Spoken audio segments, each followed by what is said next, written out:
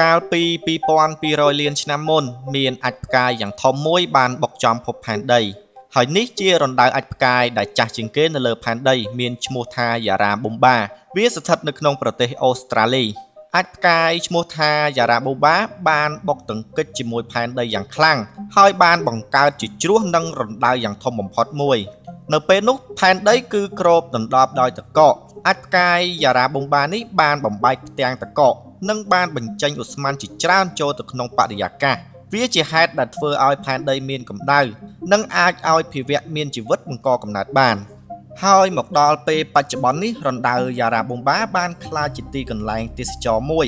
និងជាកន្លែងដែលក្រុមអ្នកបុរេប្រវត្តិសាស្ត្រសិក្សាស្រាវជ្រាវពីកំណើតផែនដី